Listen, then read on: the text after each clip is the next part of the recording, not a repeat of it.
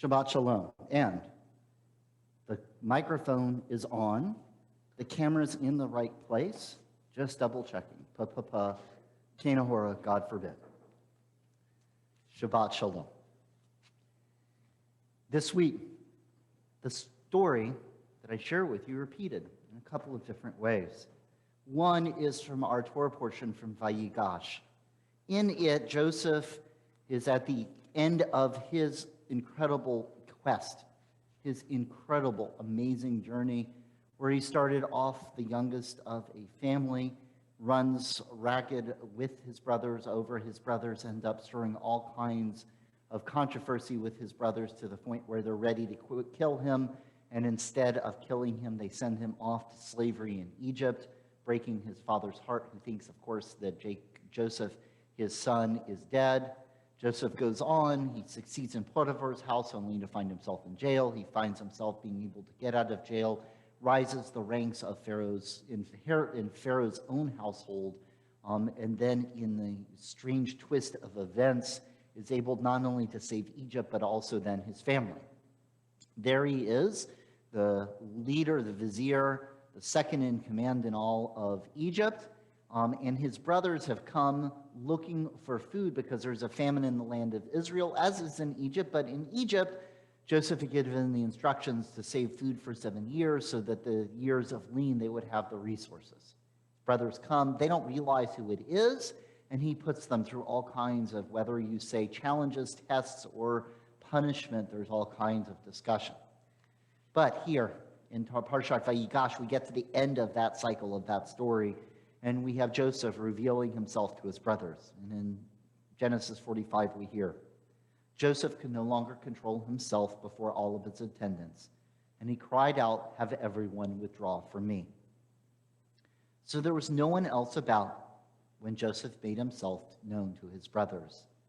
His sobs, his crying, was so loud that the Egyptians could hear, and the news reached Pharaoh's palace.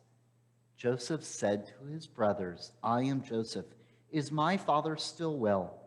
But his brothers could not answer, so dumbfounded were they on his account. So there's Joseph in this moment of reunion, happy, sad. Were they tears of joy? Were they tears of loss? Were they tears of awe? It's one of those things that I repeat over and over again. When we're in Judaism, when we are tempted to laugh, we cry, and when we're tempted to cry, we laugh. And we see that with Joseph. That there he is reuniting with his brothers, that spark of joy and holiness and happiness. How awesome is this? This is going to work out. I can't believe all of this has happened. I'm going to see my father again. So there we have, in the midst of happiness, cries. And also this week I've been reading a memoir. It's called Inheritance by Dani Shapiro. Dani Shapiro is a psychoanalyst and a writer, a speaker, and she discovers that there's an issue when her Ancestry.com ancestry heritage comes back, and instead of being 100% Ashkenazic Jewish, she's 50% Ashkenazic Jewish, which doesn't make sense given her parentage, until she looks in a little further and finds out that her father, who is from this long line of Hasidic families, is not, in fact, genetically her father. And so she goes on and ends up kind of a trick of fate, of the magic, the mystery of internet and searching, and is able to find and discover who is her genetic father, but also realizing that trying to understand and wrestle in relationship with her father. It's really struggling with that. Just like Joseph here, she is separated from her father, this father that raised her, that she grew up with, that she loved. She talks about so fondly going to synagogue with her father, of him moving in prayers, of playing with his seat, of how powerful, incredible that connection was with her. She is trying to understand it. She is like in her own Egypt, separated, stuck. She doesn't know what to do. And then finally, over the course of months, really wrestling and struggling and having ups and having downs, trying to say, what is my relationship to this man that was my father? It finally just kind of clicks, just like Joseph when he says, wait, I am your brother, Joseph, I'm alive, crying out and sobbing. Here she is with laughter. And the line she quotes was striking. She said, quotes Psalm 126, Shir Hamalot B'Shuv Adonai, when the Lord returned the captives of Zion, we were like people in a dream. Then our mouths were filled with laughter and our tongues with exultation. They said among the nations, the Lord has done great things for them. The Lord has done great things for us, so we rejoiced. Bring back our captives, O Lord, as the streams in the south. They that sow in tears shall reap in joy. Goes on his way weeping, bearing the store of the seed, shall come back with joy, bearing his sheaves. And I read that passage from Psalm 126, thinking of Danny Shapiro saying, wait, he is my father. That is who I am. As much as there is genetics, there is also nurture here. I am the person I am because of the person my father raised me to be. And she went in that moment from barrenness and loss and separation to this moment of connection, and she cites this psalm. It's more to me not just the psalm and seeing the beauty and saying, just like Joseph, we have this language of being in exile, feeling lost, feeling afraid, feeling disconnected and sad, and feeling reconnection. And those moments of sowing in tears and loss turn into moments of laughter. It's more just than that. It's more than that simple. When we're tempted to laugh, we cry, or when we're tempted to cry, we laugh. It's more than just Joseph, and it's more than just Danny Shapiro. I share that with you tonight because of that passage.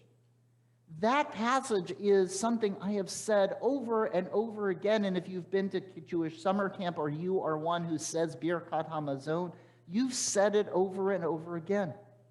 Every Shabbat, when you start Birkat HaMazon, these are the words we say over again.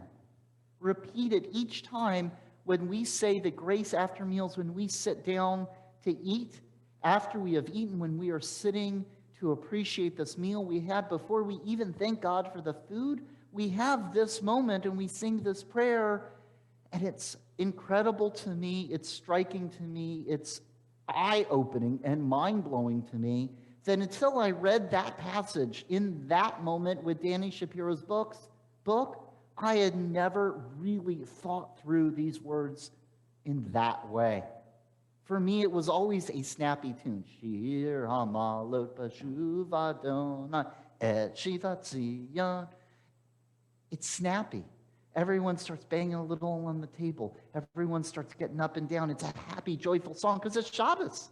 It's happy, it's joyful, it's a time for rejoicing. Oh, it says to rejoice. But as I read this passage in Danny Shapiro's book, as I thought about Joseph, tears running down his face, there was something more in that passage. Maybe it's also here at the end of 2020, this year of such darkness and such loss. It's the holidays. We've been separated from our family. We got to do Zoom with my parents and Jill's parents for Thanksgiving. We haven't seen them in months except through a computer screen and phone calls. Tonight, when we made our traditional Birnholz, actually Huffman family Korean food, it's not quite the same 5 Birnholzes, which, by the way, how blessed we are that 5 Birnholzes got to sit around the table and enjoy mandu and kimchi, but it's not the same as being with those 15 or 20, 30 members of Jill's family, with everybody chipping in and making a little. It's so different this year. How separate, like Joseph being separated from his brother, like Danny Shapiro feeling separated from her father and his memory. That has been the mode of this year. Separation, loss, darkness. And here we are on this last Shabbat of 2020. And I ask myself, what are we supposed to do with this? We know we still have a few months ahead. Can we sit? And look, I've said it. We're supposed to, when we're tempted to cry, we laugh. When we're tempted to cry, tempted to laugh, we cry. It is that piece of Jewish wisdom, of Yiddish, of just the way we approach stuff. And here we have this psalm, we have this moment where the laughter of reunification can turn into tears of awe, and we have this moment of darkness. Why this psalm catches me so powerfully on this Shabbat? Because it's so hard to do. It's so hard for us as human beings. It's so hard on one hand when we are so sad to find ways to sow joy and laughter and blessing and look for blessing in our world. And it's so hard for us as humans. In those moments of joy and blessing, sometimes we just take them for granted. Two things I can share with you on this Shabbat. One is how long I've been singing this song and not even really thought about what I was singing. How I have to really stop and think about when my moments of loss and tears and sadness are swung around and turned into blessing, to joy and to sweetness. And then the other. The rabbis know it's hard to do that. That it is hard when we feel that separated and that lost.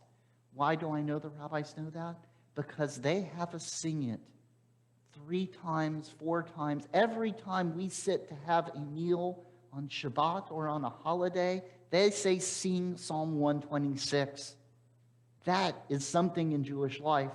If something gets repeated over and over and over again, the rabbis know it needs a lot of work, a lot of repetition, a lot of times to really sink in, not just onto our tongue and not just our lips, not just into the surface of our head, but deep into our bones and deep into our heart, that even in times of loss, times of separation, we can plant the seeds with our perspective, with our hopes, with our dreams, with our prayers, with the work that we do to find a way to turn our sadness into joy and redemption, and to even in our moments of redemption, to make sure that we find ways of having empathy, of compassion and caring for those who are in moments of loss.